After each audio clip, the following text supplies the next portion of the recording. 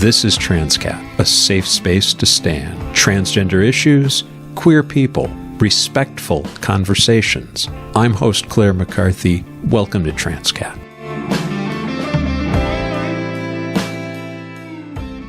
Today's episode of Transqat is available as an audio-only podcast. Today's episode is a conversation with Brianna Skowera, who, between the time we recorded and now, has become the organizer of Middletown Pride here in Connecticut. Fair warning, we do go to some places that could be upsetting for some listeners. Use your discretion and take care of yourself. Bree and I recorded this just before Election Day, and this episode is dropping a week after Inauguration Day, where, on day one, as promised, the president signed an executive order entitled Defending Women from Gender Ideology Extremism and Restoring Biological Truth to the Federal Government. As you might imagine, it's a lot. Just 5 pages, but it's a lot. I'll be putting out a mini episode on this directive. Look for it later in the feed. The gist of it, again, as 47 promised repeatedly throughout the campaign, was summed up by the president himself. I will also end the government policy of trying to socially engineer race and gender into every aspect of public and private life. As of today, it will henceforth be the official policy of the United States government that there are only 2 genders, male and female. It's going to be a long 4 years, my friends. But as the poet from New Jersey said, hold tight to your anger and don't fall to your fears.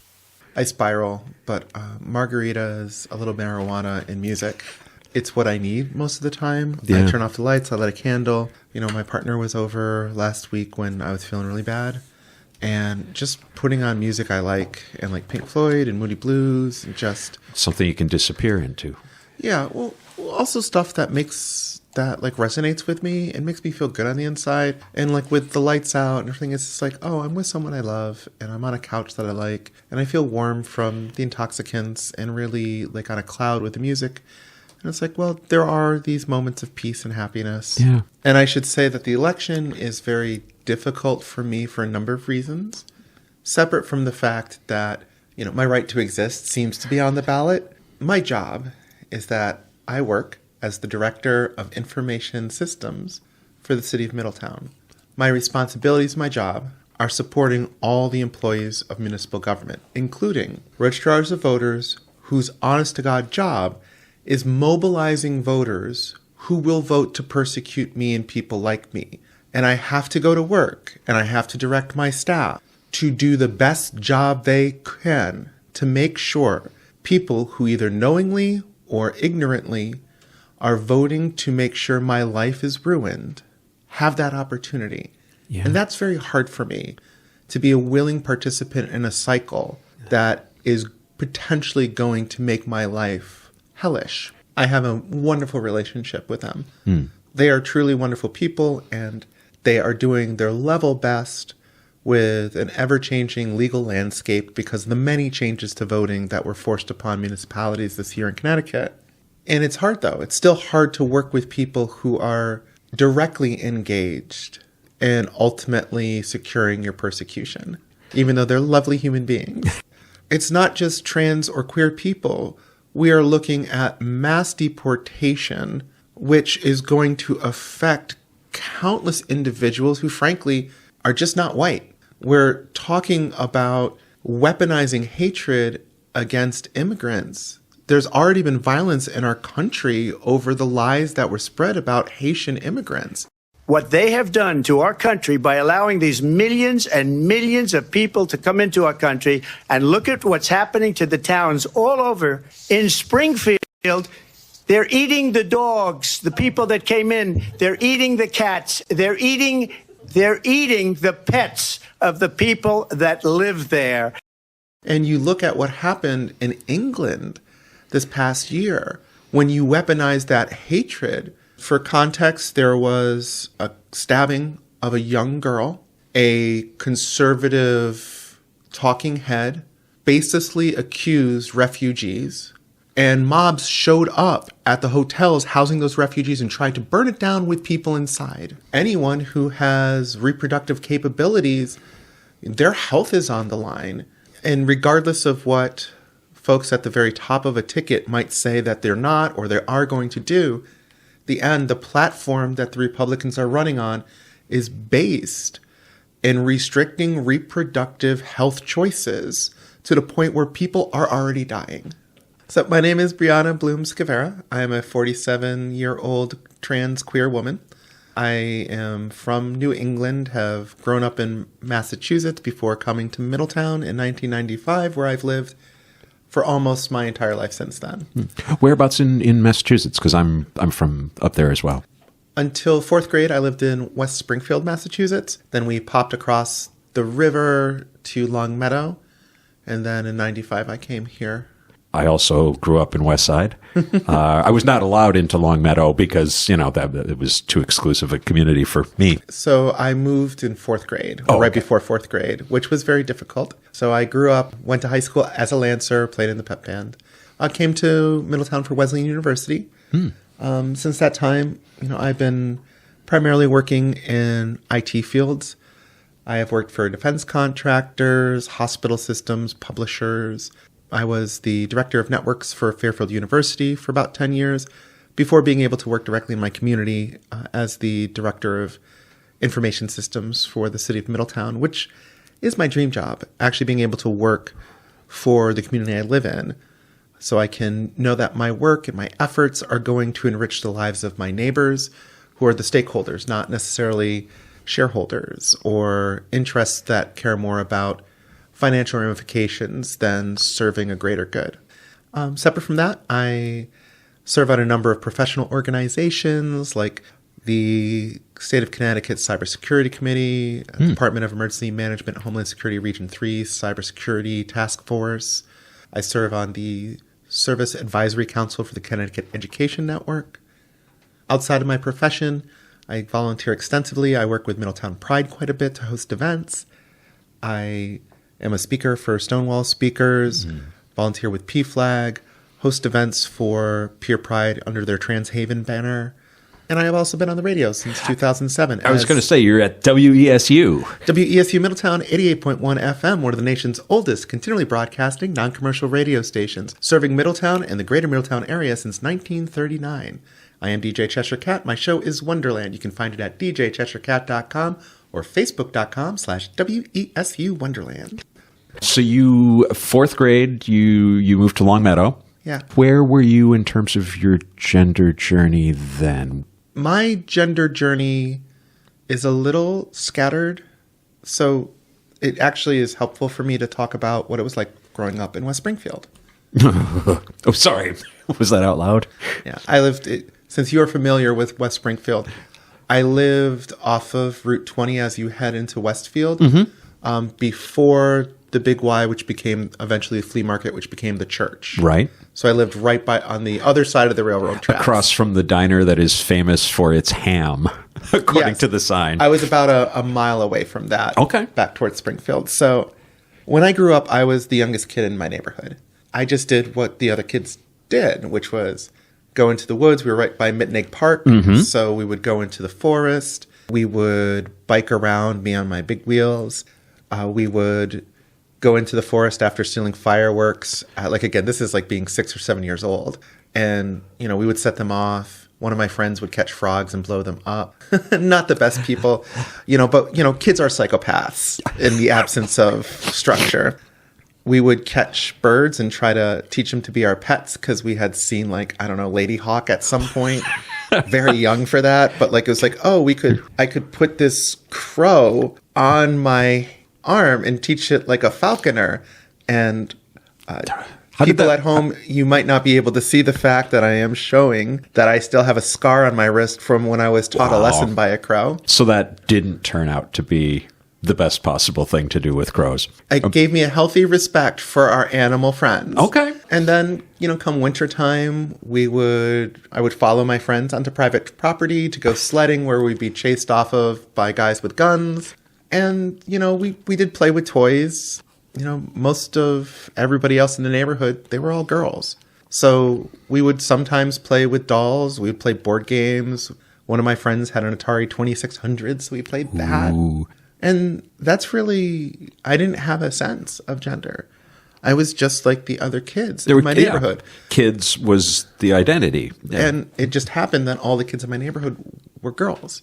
And, you know, when I went to school, there were boys, and I didn't really get along with them. I didn't really know how to deal with them. They had, like, their rules didn't make sense to me. But it wasn't like I thought I was a girl. I was just like, I understand my friends. Yeah. My friends and I have, like, common language. We have common thought processes. So I didn't think much of it.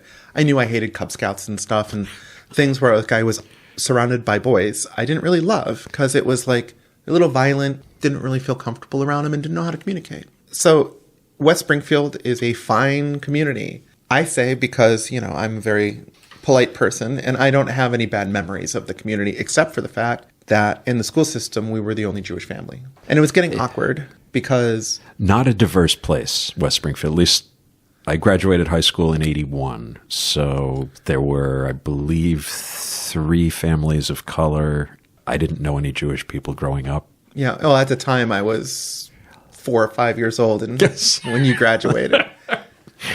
And you failed to educate me and broaden my horizons, Bree. That's actually, you just said what the problem was. Because every time we would get to like Christmas, like this is by the time I was in 3rd grade, I was expected to explain the entire concept of Judaism to an entire class about why I didn't celebrate Christmas. Now, I came from a mixed family. My sister and I were raised Jewish because my mom's family was Jewish. My father was Roman Catholic. I knew what Christmas was. I would go and celebrate Christmas, but I didn't believe in any of the Christmas things. And I was having some behavioral issues, I guess, I didn't fit in well. And so there was issues with, I am smart, and there wasn't a lot of programs that could help me with my not necessarily fitting in with the greater community of kids at school and being a little smarter than many of the classes and not having any tracked education. Right. My parents decided to move to Longmeadow.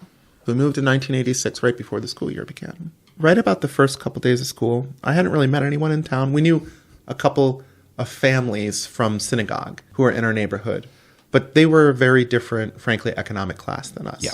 My family was, my father was is an electrician and a stagehand.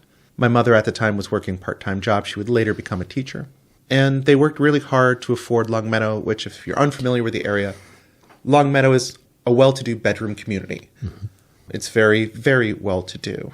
And going to a place where the families we knew from synagogue had like pools and video games, and we did not. Yep. It was a very stark contrast, and we had been raised very differently. When you're that age, all of those things signify, all of those things matter. The clothes, games that you have access to, these are things that you are judged on. No shade on Longmeadow. That's true in any community. Mm-hmm. And that was even... So I was distant from people I kind of sort of knew. And then on the first day of school, I was new. No one really knew me. And I went to go try to be friendly and make friends. And I went to go basically introduce myself to the people I naturally feel most comfortable with, which were 4th grade girls. And, you know, in retrospect, what they saw was kind of geeky boy walking over to them with thick glasses. No one knew who I was. They didn't know anything about me. And they were having none of it because I was a strange boy to them. And then the boys in my class, what they saw was a clearly awkward kid who didn't have any friends, who was also very uncomfortable around them. And so shortly after moving to Longmeadow and going to school, that's when I started getting bullied. Way worse than ever in West Springfield. I would be jumped during recess, beaten up in gym class. If I'm able to like basically protect myself against one person, it just means 2 people jump me the next time. This was not about strength or anything. This was just about the fact that I was clearly an oddity. You were vulnerable. Yeah. When things would happen in a school setting, you said gym class or in the hallways, Was there anybody within administration or faculty that were supportive? I remember looking up after being beaten by 4 or 5 kids in the locker room for trying to stand up and seeing the gym coach in his little caged office just looking and not doing anything. I remember getting in trouble. I was being assaulted in the middle of a 4th grade class. I was being held down on a desk while a kid named Jake was screaming at me and pushing me. I didn't know what to do. I spat in his mouth and I got in trouble. Did not want to go to Boy Scouts. I was sent to Boy Scout camp. I was beaten up there. I mean, to be fair, I would leave school and people would follow me and jump me in the streets. That's what it was like for me. And I remember this kid was beating me bloody. I knew that he had lost his mother recently. And if I recall the words, I was like, "I'm glad your mother is dead so she couldn't see how shitty you are." Mm-hmm. I'm covered in blood. I got in trouble for being mean. I was sent to therapists who I found their reports on me years later when I moved. And it was basically their write-up was some kids just give off an aura that needs a beating. This continued through high school. That was the approach that most administrators, most disciplinarians, most, adult supervisors took is, well, yeah, boys are always going to pick on the one they perceive to be the weakest. Yep. I was giving off a vibe. I was different. I did not fit in. And I think it's more than just boys will be boys. I think that some of the teachers, the gym teacher, for instance, I think what they saw was maybe this will get that kid in line. Yeah. I do not want to share the details, but there was issues in my household where if I didn't act in a certain way or perform in a certain way, there was consequences. Okay. And so this kept going until the end of my sophomore year. And I was very isolated. This is not to say that I did not, at certain points, have friends, but oftentimes I was still the butt of the joke. Even the outcasts need someone to pick on sometimes. And so at some point I'm so lonely and I'm isolated. And by this point, I'm in mid-teens. I started thinking about hurting myself and committing suicide when I was about 12 or 13 years old. And I just dealt with these thoughts. I didn't know that was not what normal kids feel, is constant, these thoughts. I knew there was a girl who was in concert band with me.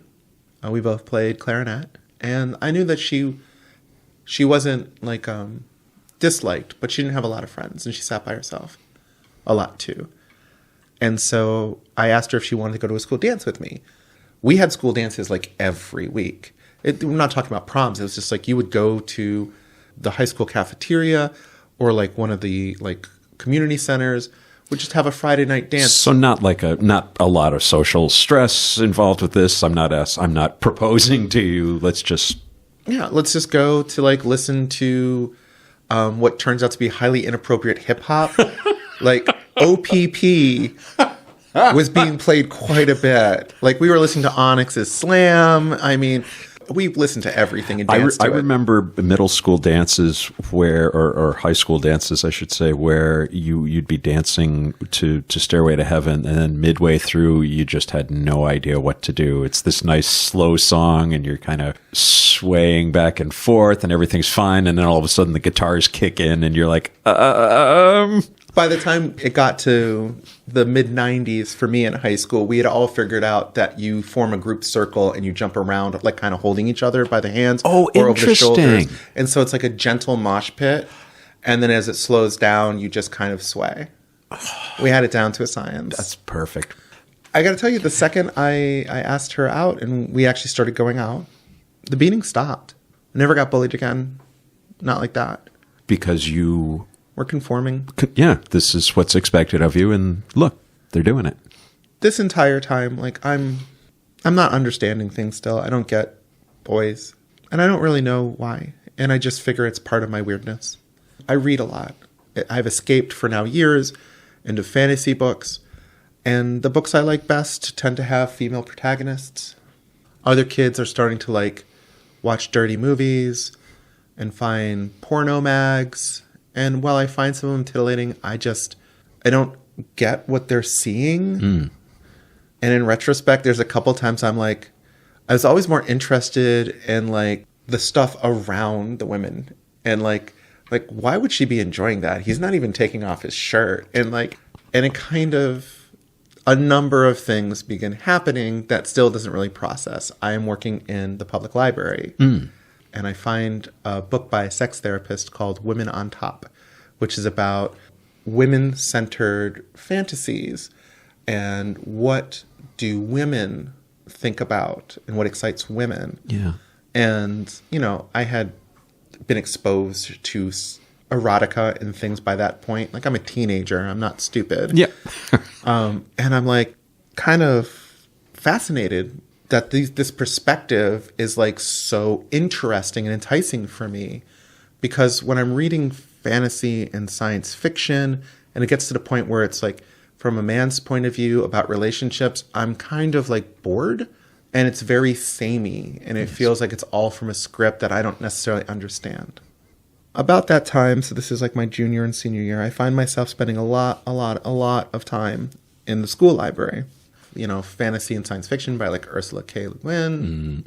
And I start going through newspapers and I start finding myself drawn, because I'm studying psychology. I'm like researching medical journals and didn't have internet, had microfiche. So you would have to wait for a bound volume of the indices and you'd look up and you request the microfilm or the microfiche and you use the readers to look at it, maybe print it out.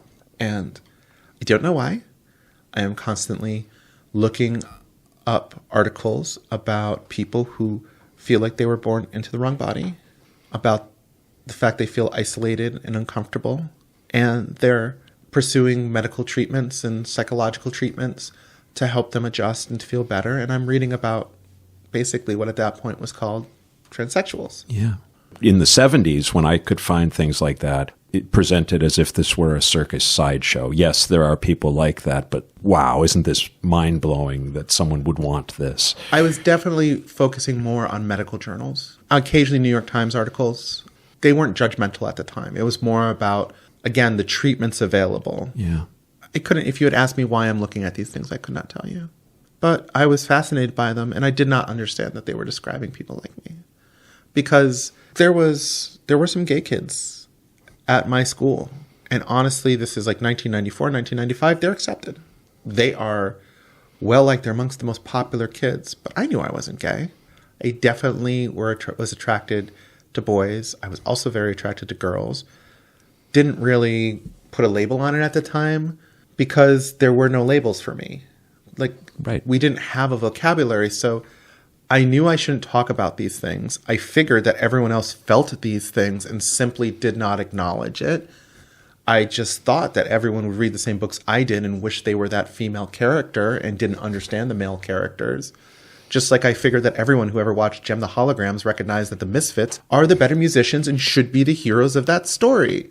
I mean, just to break it down, Jem and the Holograms barely write their own music. It's all being produced by this massive supercomputer that can generate holographic images. This is a rich white girl who already has all this privilege. And the bad people in this are basically the punk rocker do-it-yourself garage band who are constantly just trying to get noticed. And then rich white girl shows up with her studio bought garbage, and they're like, what do we got to do? Do we have to hurt her to get ahead?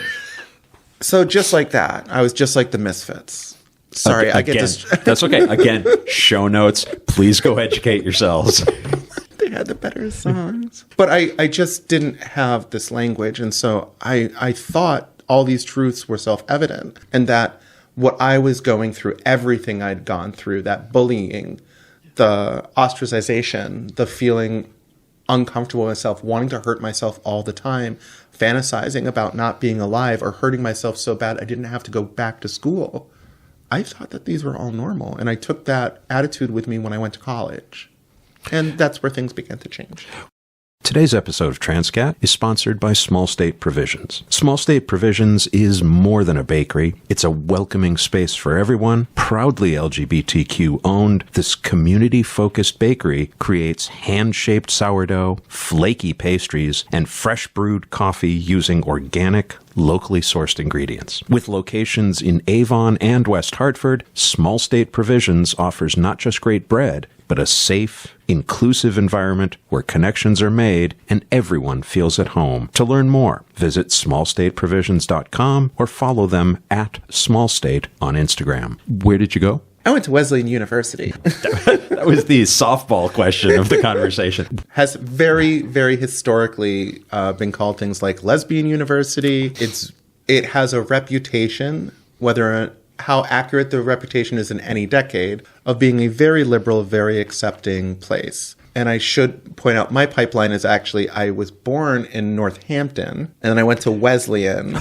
So clearly, me being a queer woman was always in the cards. In the cards, yeah. And so when I went to Wesleyan, it was a lot easier. I just naturally found myself hanging out more with women right from the get-go. I had like a cadre of women around me, and like within a few weeks, like my Wednesday nights were getting together in someone's dorm rooms at 18, mixing Capri Sun and Zima, listening to the Madonna's Immaculate Collection, and watching Beverly Hills 90210, Party of Five, and Melrose Place. It was comfort zone. It was amazing, and I had such a great time. And I still, not really grokking anything. Just like, this is who I've always felt comfortable with. And so it's October of 1995. I am a freshman. I'm online a lot. I now have internet.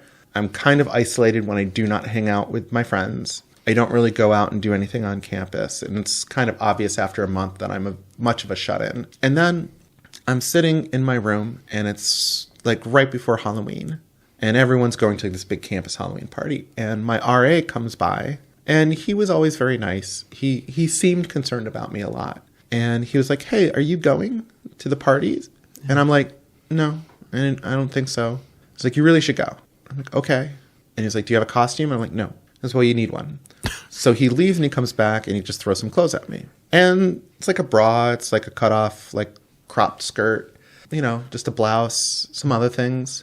I'm like, okay. So I go to the bathroom and I'm looking at these clothes and I'm like, well, this hair's got to go. And again, like, I just got thrown this costume. I just knew that it would be appropriate to like actually do my best. And so like I basically just, people are coming in, I'm just shaving my entire body, and they're like, "What are you doing?" And I'm like, "Getting ready for the costume party." I'm like, "Oh, okay." Had there been any lead up from this RA that would have suggested that he was... Nope. And well, this is the thing, is like, and so I get dressed up, everybody else is dressed up. And there were quite a few people who were certainly dressed as a gender different than the one they normally present as. And so we all start walking in a group.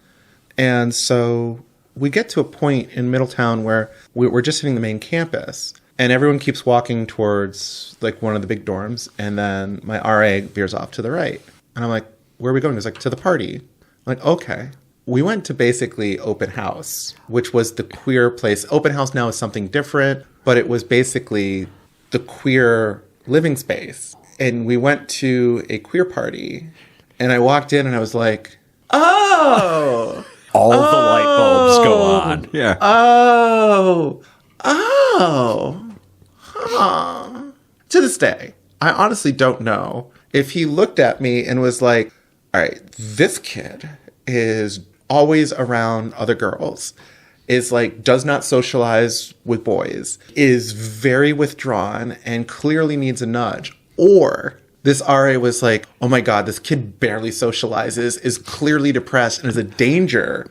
Right. Like, needs to like socialize, and was just like, "I'm going to this party. I need to get this." Regardless of the reasons, that was kind of the awakening moment for me. And I had in person from a distance run into or seen gender nonconforming and trans people in my lifetime. And I was interested. There was always something clicking, like, oh, there's other options, but it never seemed an option for me, literally. So that's October.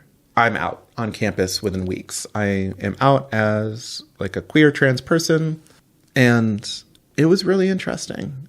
I didn't really know what my final gender presentation or identity was. I was very much in flux. So it was a crapshoot. I would go to classes like dressed more traditionally boyish. I would go sometimes in dresses or skirts or sweater dresses. And whether I was going to class, going to cafeterias, working one of my 3 jobs, going downtown to party underage, going off campus, going up to Hartford to like gay dance clubs, it didn't really seem to matter too much to anyone. And so like by November of 1995, like Thanksgiving break comes up, like I'm on IRC, which, is Internet Relay Chat. Before there was websites and stuff, you could go on IRC, join these free services. It's a lot like a decentralized Blue Sky.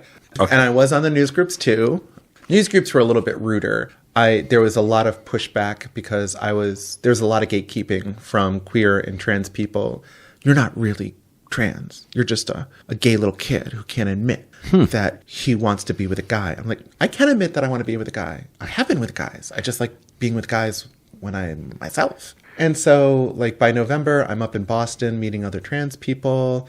I'm 18 years old. That winter, I'm down in Virginia with some people I met online, traveling around the country, meeting. And it was so nice. And it was great. Not everyone knew. I wasn't out to everyone. I had tried to come out to my mom.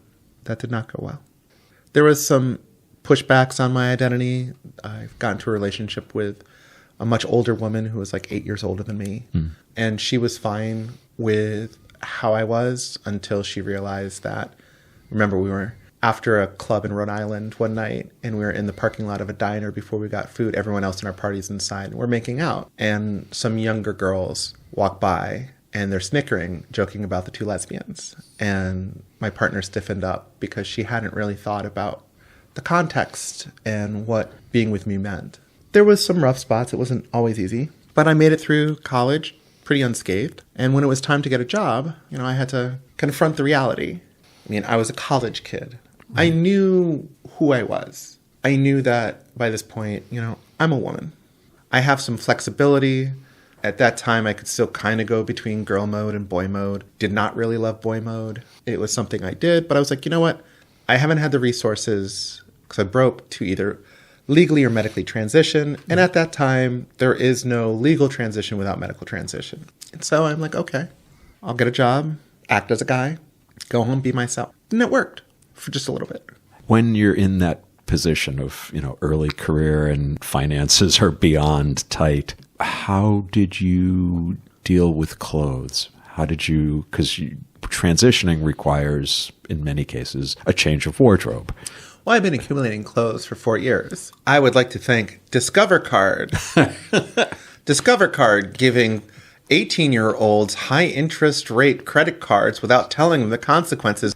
And this is kind of important to note. I left Wesleyan. I was in the midst of completing a master's after 4 years. And it was suggested that because I was so far along in the program that I should get a full-time job instead of just doing my master's. I got a full-time job working in IT because I had been, one of my 3 jobs in college was working on computers.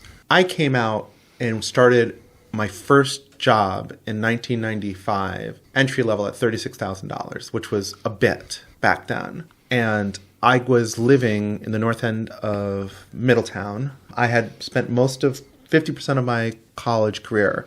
There were housing issues at Wesleyan, so I always lived off campus. I made friends with people who lived in Middletown. After my freshman year, my friend base, my family, were people who lived in Middletown and Portland and the surrounding areas, not other Wesleyan students who I got disconnected from. And so here I am, right out of college, really good job working for a defense contractor. So money wasn't too much of a problem. Hi, folks. It's Claire, interrupting briefly to ask for your help. Think of this as an NPR pledge drive, except, of course, I'm not on NPR, and I have no tote bags. Nevertheless, I hope you'll support the show with a donation. At transqat.com, select Donate, then hit the PayPal Donate button. You can give $1 million all at once, or $83,333 per month, if that's better for your budget. Also, on the support menu is the option to sponsor. Your business or organization can sponsor one or a block of episodes Details are on the site. The merch store is still under construction. Management regrets the delay, and my salary has been docked accordingly. Listen, if you're among us LGBTQ folks, you know that Transqat is a platform that serves our community. Consider supporting it. And if you're an ally, and you've been posting messages on social media declaring that you stand with trans people in this difficult time, here's an opportunity to turn words into actions. And if you're NPR, Transqat would make a great addition to your schedule. Just saying. Which is why I got to go out, go to Rhode Island on weekends to go party, go up to Provincetown. And it was good. That wasn't the stressful part. The stressful part is, although I was an outcast for high school and for the years before that, I very talkative and I am an oversharer. And I love just having my life and someone else's stories just all come together in a big whirlpool and just share. Tell me more. And so I'm going to work. And even at that point, I knew that I will always spend more time at my job than I will with any other person in my life. If I'm in a relationship, if I have best friends, it's always this. Always be work first. And so I'm spending 40, 60, 80 hours a week at this job, unable to tell anyone what's going on with me, unable to actually share what I do. And it's stressful. I'm going to work. I don't like the way I look. I go home. It takes me hours to get ready, to feel comfortable. And then I get to hang out with my friends. And I'm not sleeping a lot. It's getting terrible. And the stress of living this split life, it's too much. And so I'm like, 2001, so I've been 2 years working this job. I'm like, I can't do this anymore. So I start looking at support groups. I start researching psychiatrists. I start looking for doctors who can help me medically and then legally transition. And I recognize that this is kind of awkward. And so I'm trying to be very subtle. But, eventually I'm no longer taking my nail polish off. And eventually I'm no longer taking my jewelry off. And I'm wearing my hair in the way I prefer my long hair to be worn. Because I have not cut my hair. This is 2000, 2001. I have not cut my hair since 1995 when I left my family house. I have hair down to my lower back, and it's glorious. And I am very, very clearly something is going on with me. And that's when I get fired. For your presentation. That's not what they said. I had made it clear that I was in treatment for something. I did not go into details. And I had asked multiple times, did they require any documentation from me? The answer was no. And so when I was at my psychiatrist appointments or when I was dealing with medication adjustments, I was absent a lot. I was like, do you need anything from me? No. So when they fired me, it was for absenteeism. And, I pointed out, well, you had said this. And they're like, we have no records of this. No one told you that. The corporation I worked for was regarded as terrible.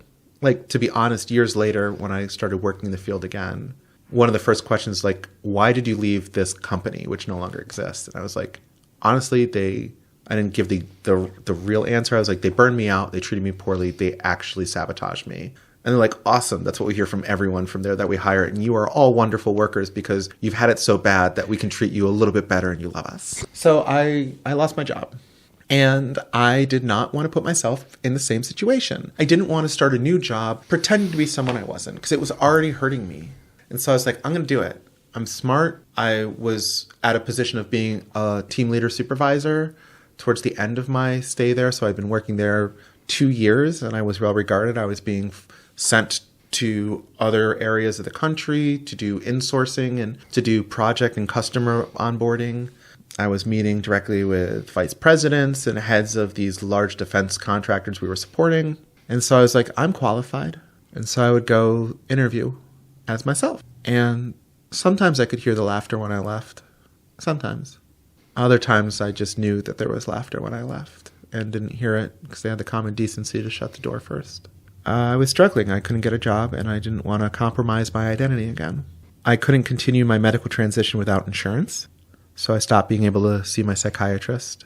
I wasn't just cut off from gender-affirming care. That's not what we called it at the time, but I couldn't afford my maintenance meds, like my antidepressants.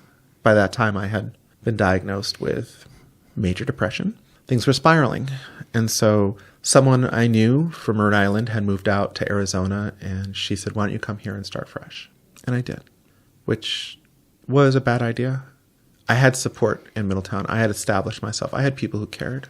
I wasn't doing well, but I had people who were my family. But I couldn't really bring myself to live here anymore because I was failing so badly. So I figured I'd start there. It seems more friendly, more opportunities.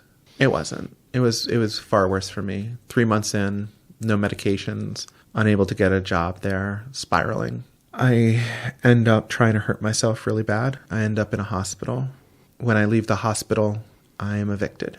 And I call my family and I am told that I have a car so I can sleep in the back of my car and flip burgers at McDonald's. So I come back to Connecticut. I'm broke. All I have is this car. I don't have any money. I'm in debt. I'm homeless for a bit. I think people hear homeless and they imagine you're living on the street. And that's a version of homelessness. A more common version of homelessness that we don't talk about is the not actually having an address. And you're making requests. You're relying on the kindness of your friends. You're crashing on a couch here for 2 weeks. You're crashing there for a couple of weeks.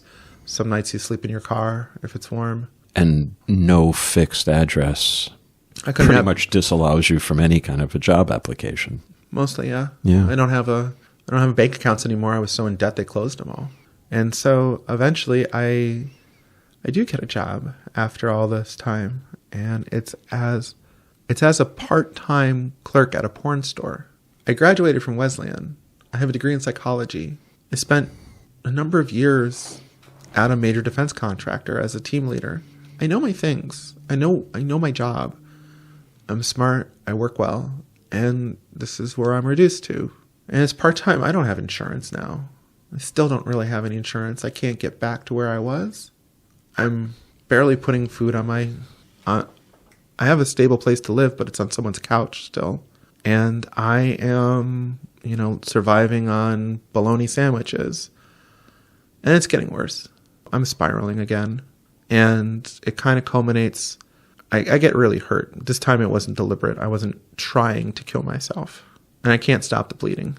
And the person I'm staying with is gone for the weekend.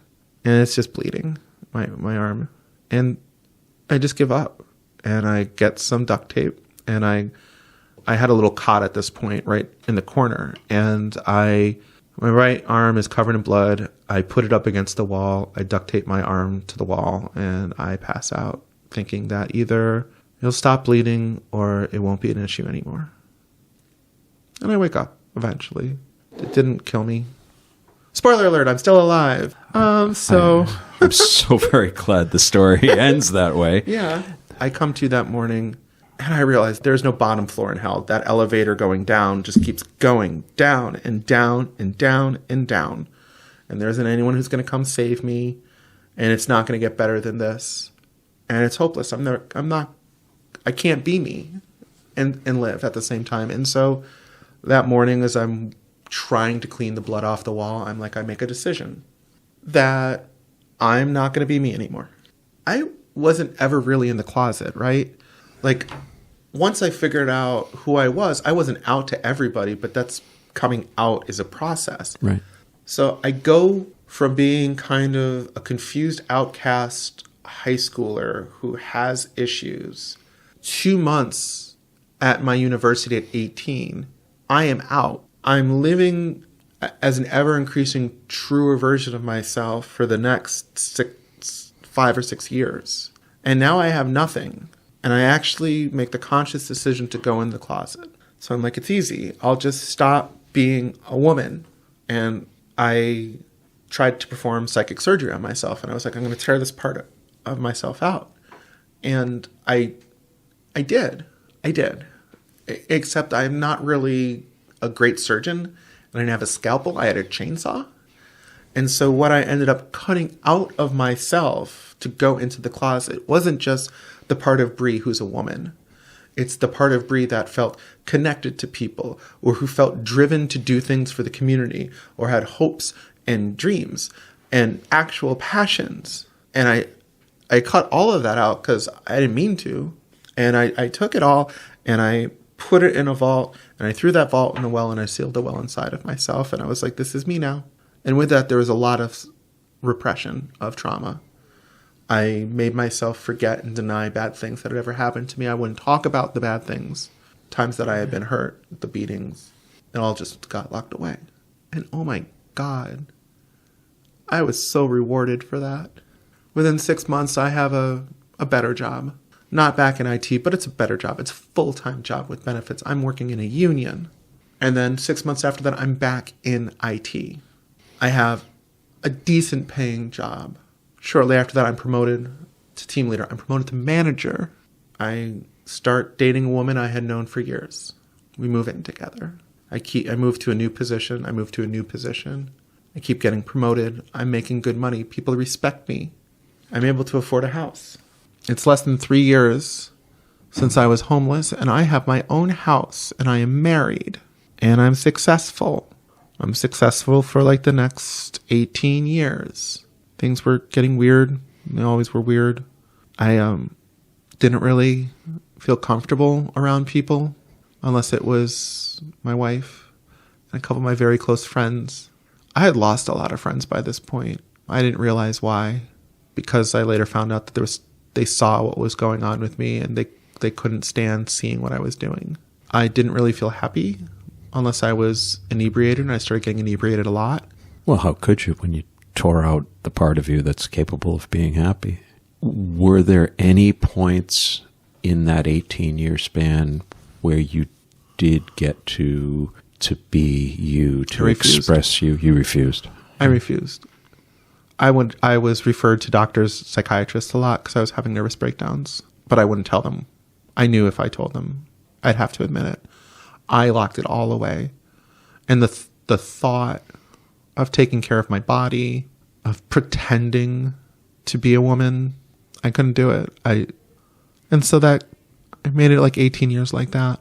I was getting worse year after year, and other things were happening that I just wouldn't talk about. After about 15 years of this, I stopped recognizing myself in pictures or the mirror. I didn't know who was looking at me anymore. At a certain point, I would go shopping.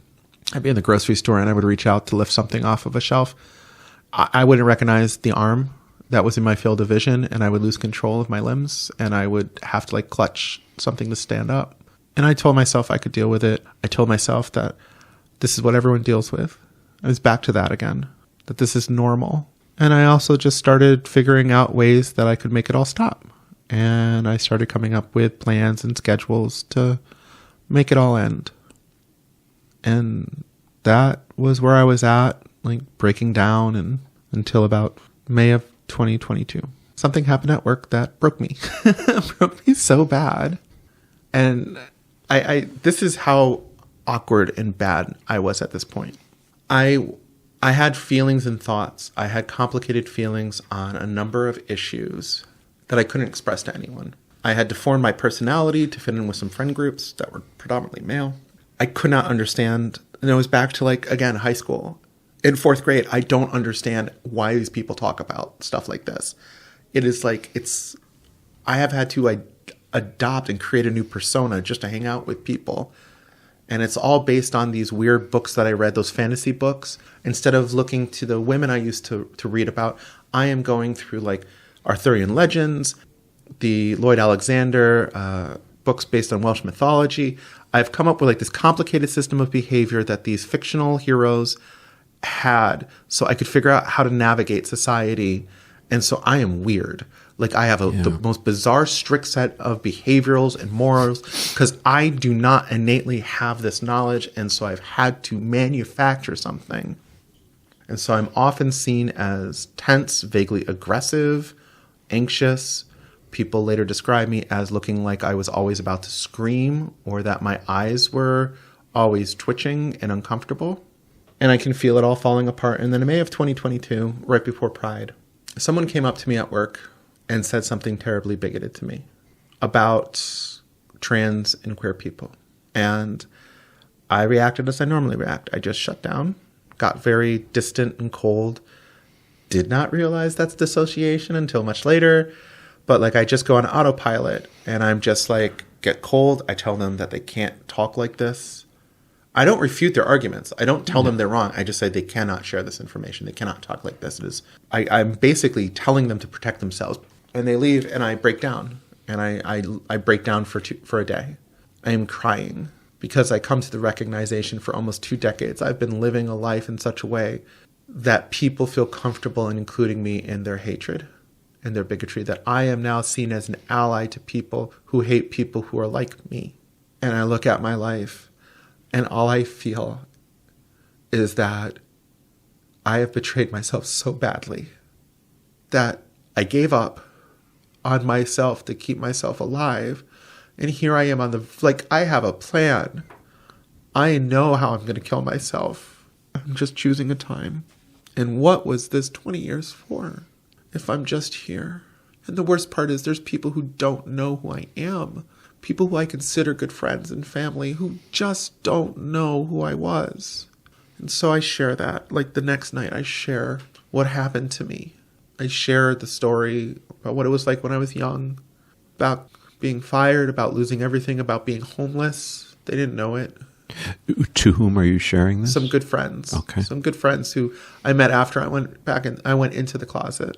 I just didn't know, and I needed to share it with them. They thought I was joking at first. They actually thought, because I tell stories. Yeah. I have a sense of humor even when I'm repressed. It just comes out and it's just dark. As opposed to now it comes out and it's dark and funny. When people look at me, it's like, so are you going to transition? And I'm like, no.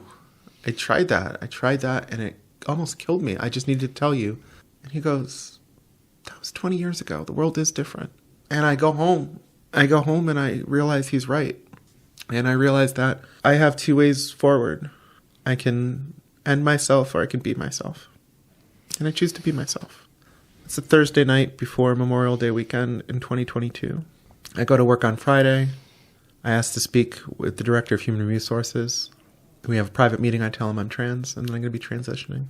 He's overwhelmingly supportive. On Saturday, I host a Memorial weekend party. One of my friends, who had been friends with me since I was in college, so knew my story. I haven't done anything at this point except make this decision. She pulls me aside and she's like, what's going on with you? I was like, what do you mean? She's like, you look different. You look younger. I'm like, well, I did shave my face really tightly, use moisturizer today for the first time in a while.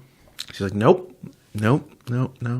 She keeps pestering me until I'm like, I'm me again. I'm going to be me. And unintentionally, that sparks off that I come out to everyone, like the 60 people at my party that day. How did that feel? Felt really good.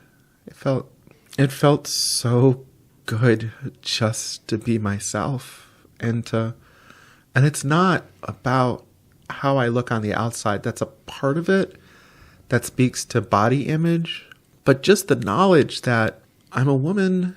I've always been a woman. I can just admit it and just be myself. I hadn't thought clearly for years. On Sunday, I actually have a conversation with my boss, who's the mayor of Middletown. He's overwhelmingly supportive. We actually talk as I'm walking into Macy's to buy clothes. We established that I'm going to be working remotely while I get a wardrobe together and get comfortable with my appearance. Because, I've lost the muscle memory to put on, makeup and to do my nails and to present myself the way I want to present. So we agree, a couple of weeks and can work remotely until I feel comfortable. 3 or 4 days later, I'm back in the office because that's where I belong. I work. And, within a few weeks, I'm on hormones, getting gender-affirming hormone treatments. I schedule gender-affirming surgeries. And so in late 2023, I had my surgeries. And, I got reconnected to people. I felt like I could be friends with people again. I ended up remembering that I cared about my community and remembering that when I was younger, I marched, I volunteered, I protested, I advocated, I rallied, and I started doing it again. And I started working for my community because that's what I should be doing. That's what I think everybody should be doing, is doing their best to make their community better. And I remembered my passions. And I remembered what made life worth living. And I felt good. My baseline was finally where it should be.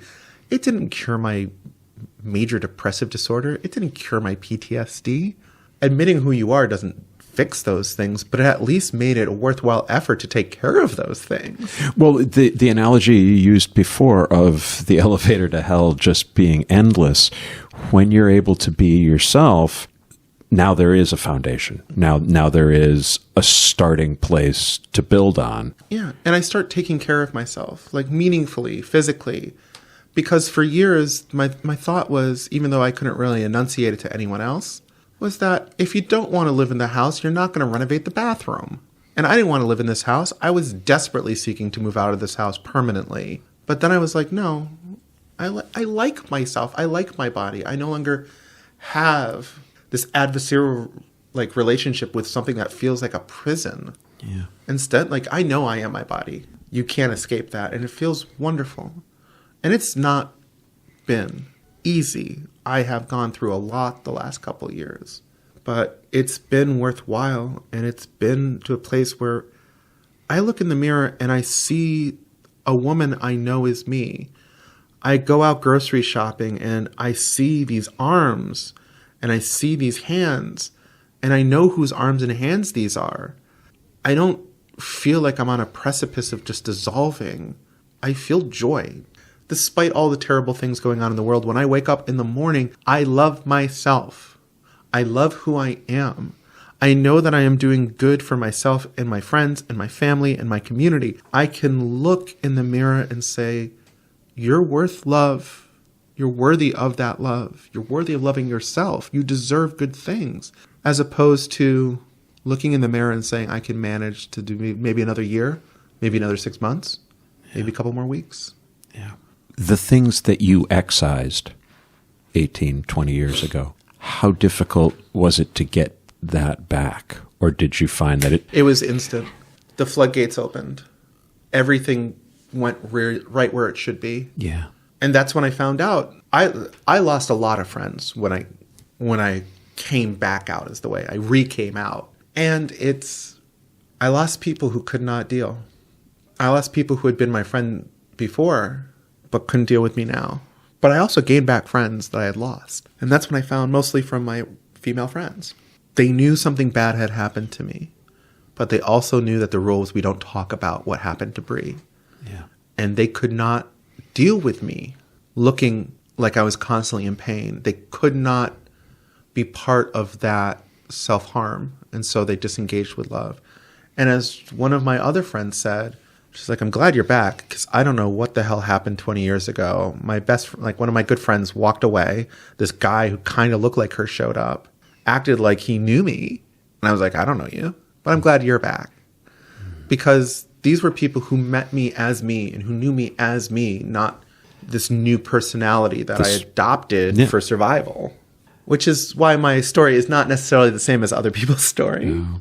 If you are in crisis, you can call or text 988 to reach the Suicide and Crisis Lifeline. If you're in crisis and you're 18 or younger, reach out to the Trevor Project. You can text START to 678-678 or go to thetrevorproject.org. As I mentioned previously, I'm working on a series of shows for Middletown Pride. These will air through Pride Month here on Transqat as well as on WESU 88.1 FM. Thanks, Bree, for the opportunity to do that. Friday, February 7th, photographer Sam Giardina and I will be co-hosting a Love is Love event at his studio in Chester, Connecticut. Queer couples, listen up. Sam will take a single editorial portrait of you holding a small chalkboard with your answer to the question, given the current cultural climate, what does it mean to love out loud? And then after your photo shoot, you'll sit down with me at the Transqat mics and we'll talk about your relationship. I've created a special wheel of questions just for you. Question. The results will be part of a short film and a Valentine's Day Transqat episode. Listen, heteronormative love is all over the media. Traditional marriages are celebrated as the right and proper ending to so many stories. But our stories deserve to be heard as well. Love is love. And come celebrate that with Sam and me. Details are in the show notes. Last item. Through our friends at Prism Counseling, I'll be hosting a bi-monthly series of book discussions at the Hageman Memorial Library in East Haven. First session is February 26th. We'll be discussing Sam Lansky's novel, Broken People. I've got about 40 pages left at this point.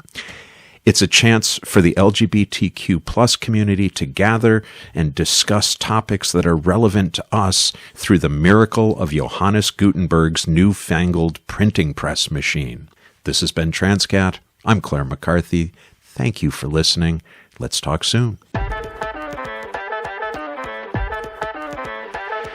This is Sadie McCarthy. I'm Claire's niece. And you've just been listening to Transqat. It is made by one of my favorite people in the world, Claire McCarthy. Transqat is a production of Transqat Enterprises, LLC. Copyright 2023, all rights reserved. Join us on the web at transqat.com. That's TRANSQAT.com. QAT.com. QAT.com. There you'll find links to Transqat, the blog, writing projects, speaking engagements, and our PayPal donations page. Please consider supporting our mission with your monkeys. Monies. Your monies. Your monies. Not monkeys. Please consider supporting our mission with your monies. Any monkeys will be gratefully received as well. Follow Transqat on Instagram, Facebook, Twitter, and YouTube. On TikTok, we are at The Real Transqat. Want to tell your story on air? or ask Claire a question. What is the deal? She has all the answers. Or suggest a guest or topic for an upcoming episode. Use the contact page at the website Or email her directly at crmtranscat@gmail.com. crmtranscat@gmail.com. And thanks for listening. Thanks for listening. Thanks for listening. thank you for listening. Thanks for listening. Thanks for listening. Bye.